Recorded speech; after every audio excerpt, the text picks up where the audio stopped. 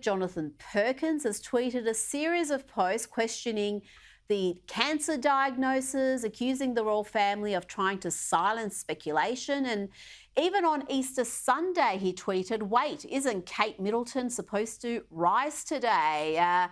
What's going on here? He's recently reposted this fairly telling tweet, a picture of Prince Harry and his wife Meghan with the caption, "Love wins."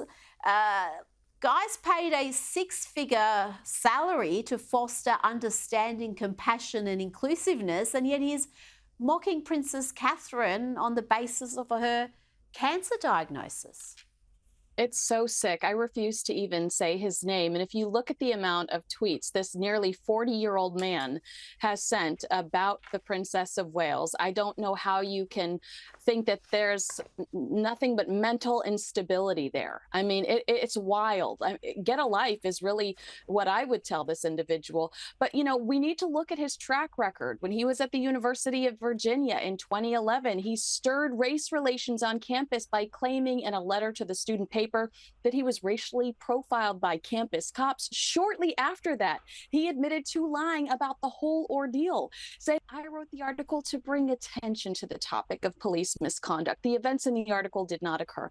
In 2017, he lied again and said his original story was true and that the FBI made him retract it. This is not a person that has a very strong relationship with the truth. I cannot believe UCLA continues to employ him, because I think that he is a very scary individual.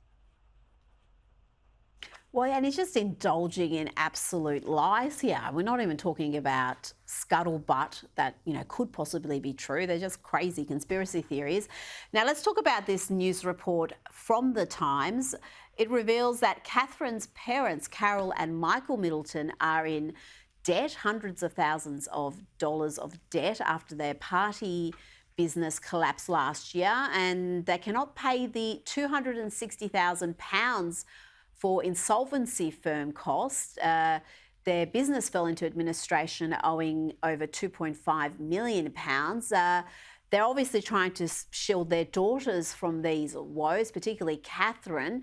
How do you think this story is going to unfold? Their daughter, the youngest daughter, Pippa, married a billionaire. I don't know if she's going to step in and help. What's the latest on this story?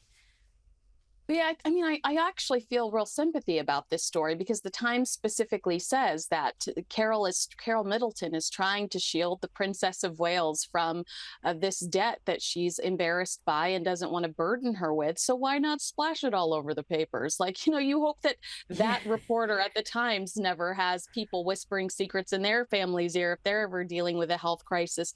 What we do know is that the Middletons are attempting to pay this off. It's not like they're not trying to. They've also not asked any of their children, James, Pippa, or the Princess of Wales, for any sort of help whatsoever. And they certainly haven't reached out to the British royal family to ask for help. It's something that they're trying to deal with in private. And honestly, with the Princess of Wales going through her cancer treatment and Carol taking a much larger role in Kate's household, I think it's almost at the back of their mind. This is something we'll figure out later. Now, let's talk about the big Hollywood news. Actors Isla Fisher and Sasha Baron Cohen are divorcing. Isla announced the end of their 14-year marriage and 20-year relationship in a, somewhat bizarre tennis-themed post on Instagram. Let's have a look at it. The timing is interesting. He's facing fairly ugly allegations of bullying and sexual harassment from movie star Rebel Wilson, whose explosive memoir he's allegedly trying to stop or delay. Is this announcement a coincidence, Kinsey? Is it in any way related to those allegations? The timing does seem to be curious. I agree with you. I do think that this is an indication that Isla was not willing to stand up and defend Sasha in the midst of such damaging allegations.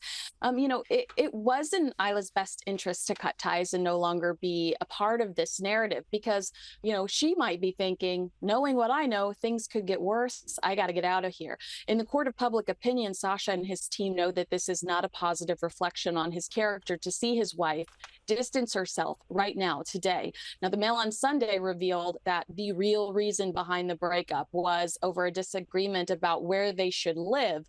But I think ultimately we're seeing this announcement now because Isla just doesn't want to be a part of the story any longer. Well, that would make sense, but we should point out Sasha Baron Cohen strenuously denies the allegations made against him by Rebel Wilson.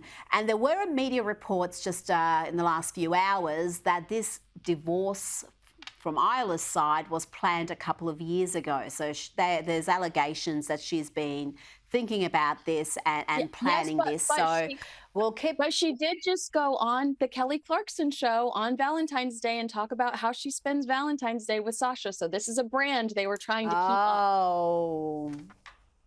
That is a good, you know what, Kinsey, that's why we need you, because you fact check me when I need to be fact checked.